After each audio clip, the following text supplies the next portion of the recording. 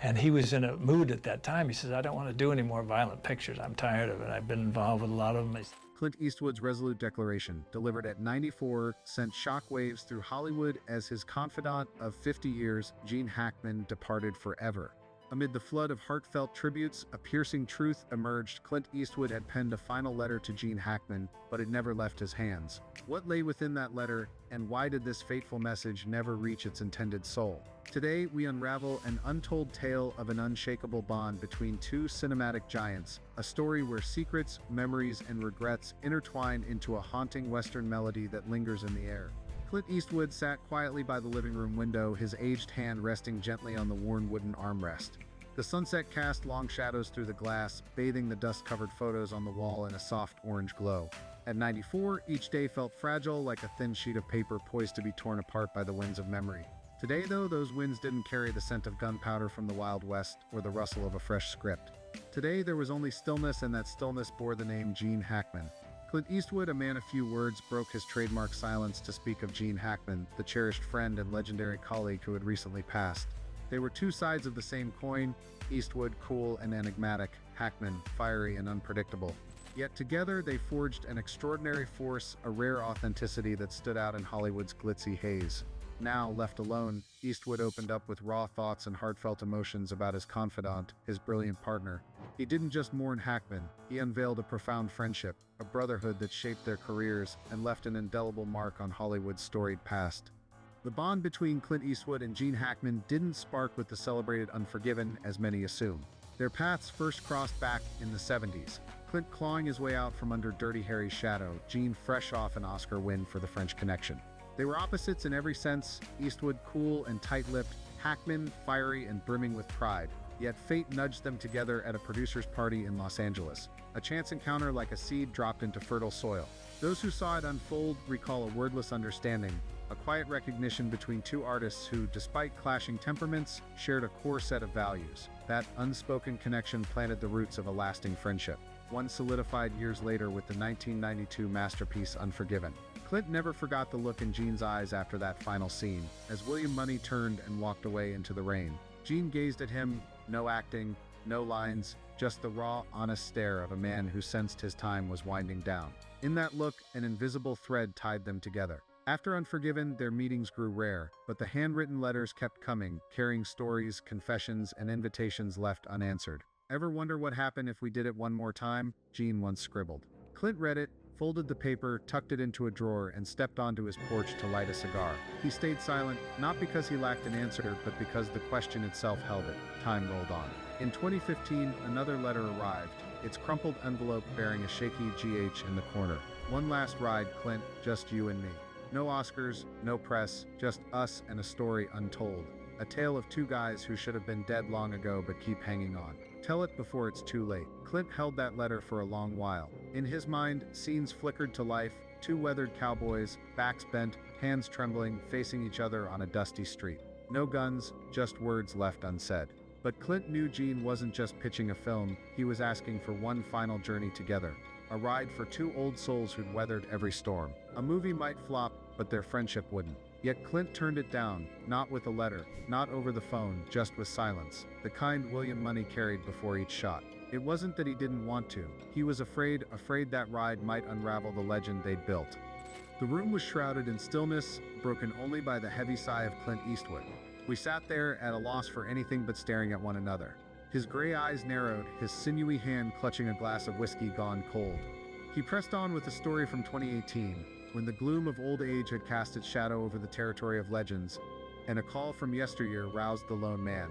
The phone's chime rang out in the aging wooden house. Gene Hackman, relentless in his desire for one last joint venture, kept dialing Clint. From the other end, Hackman's voice lacked the boisterous laugh or sharp-edged quips of old. Instead, his words came slow, deliberate, like grains of sand trickling through the grip of a man aware his days were dwindling. "Clint, I've got an idea. Might be the last." Gene croaked, his voice rough. "I don't know how much time I've got left, but if I'm making one more picture, I want it to be with you." Gene shared his vision with Clint. It was just a few scribbled lines on a crumpled page, two weathered cowboys, once brothers in arms, now facing off at opposite ends of a town, each burdened by an unspoken secret, a duel neither sought but couldn't evade. Clint liked it, Gene did too, but that was the last harmony they'd share. That dream of a film, two grizzled cowboys locked in confrontation, stirred up long-simmering discord. Gene scorned Clint for being too afraid to scuff his own monument.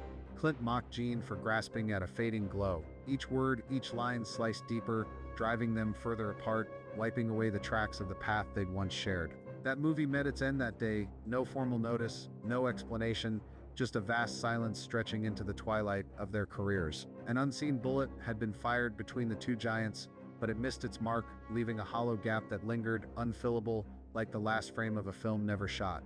Then 2021 rolled in, amid a pandemic that left the world breathless. Out of the blue, Gene called Clint, the first contact after more than 2 years of quiet, a span as endless as a desert without a horizon. They sat in stillness for ages after the first hello. Gene inquired about health, Clint gave a clipped reply. They traded talk of weather, gas prices, old films they'd starred in, like two strangers brushing past each other at a road's end bar. Neither dared mention the unfinished project from 2018. Suddenly Gene halted, his voice a faint murmur, like a breeze over ancient graves. Clint, you recall the end of Unforgiven? When I stood there watching you ride off in the rain? Clint went quiet, his gray eyes tightening as if that scene unfolded before him. The drip of rain on the earth, the distant clatter of hooves, and the solitary back of a seasoned killer fading into the night. Gene let out a soft laugh. I never said it, but I knew we wouldn't get another shot. Clint tried to speak, but his throat locked, as if no words could bear the weight of his remorse. The call closed with a sigh from both sides. They didn't hang up right away, just lingered, hearing each other's breath, like two old cowboys at opposite ends of a street, hands grazing holsters but neither drawing. Their shadows stretched to touch on the dusty ground, though their bodies remained miles apart. After that call, Clint confided to a trusted friend, his voice sinking under time's load. I don't think I'll speak to Gene again, and he was right. The news of Gene Hackman and his wife passing away together on a tranquil afternoon in Santa Fe swept through Hollywood like a cold gust, quiet, unassuming, true to the understated life he'd embraced in his final 2 decades. Yet as that gust faded, it left behind an immense void, not just for the world of film, but for those who'd once stood by his side. Gene Hackman, a towering figure in cinema, slipped away in peaceful slumber next to his beloved wife. His heart, having given everything to art and life, finally came to rest. Clint Eastwood, Hackman's closest companion, didn't shed a tear. Instead, he opened an old notebook, settled onto his porch, and murmured, "Catch you in the next town, old friend." For an aging cowboy never bids farewell, they simply ride off, leaving untold legends in their dust. In a rare statement, his voice quivered faintly, like the strum of a weathered guitar cutting through a desert night. No actor was greater than Gene. Fierce, instinctive, never a misstep.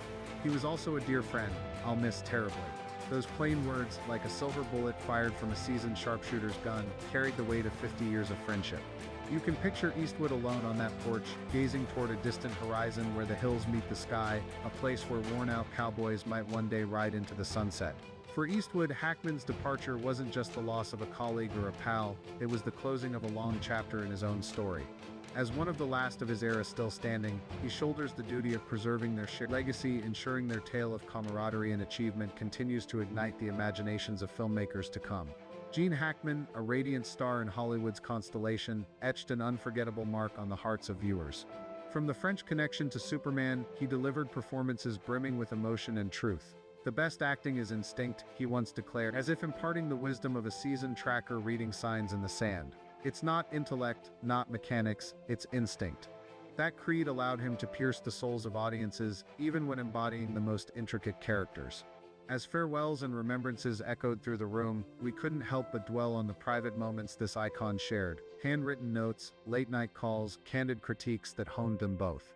The 50-year bond between Clint Eastwood and Gene Hackman wasn't just another Hollywood tie, it was a brotherhood forged in the crucible of mutual respect, one that reshaped cinema's landscape forever. He calls us all to gather around the campfire, to sip a glass of whiskey, and though no one speaks it aloud, I'm certain we're all recalling the legend of Gene Hackman, not solely for his towering talent, but for the authentic, profound man who left an everlasting imprint on the hearts of those who adore the art of film. A source close to Eastwood revealed that he was in the midst of penning a final letter to Hackman when the news of his passing broke. That letter now will remain his private treasure forever. If this fleeting glimpse into one of Hollywood's deepest friendships stirs something in you, hit that like button and subscribe for more untold tales from the golden age of cinema. Share this video with someone who cherishes the power of genuine bonds. Drop a comment below about your favorite performance from Hackman or Eastwood. We'll respond to the most thoughtful ones. For more incredible stories like this, don't forget to like, subscribe, and ring that bell to stay in the loop with the latest updates.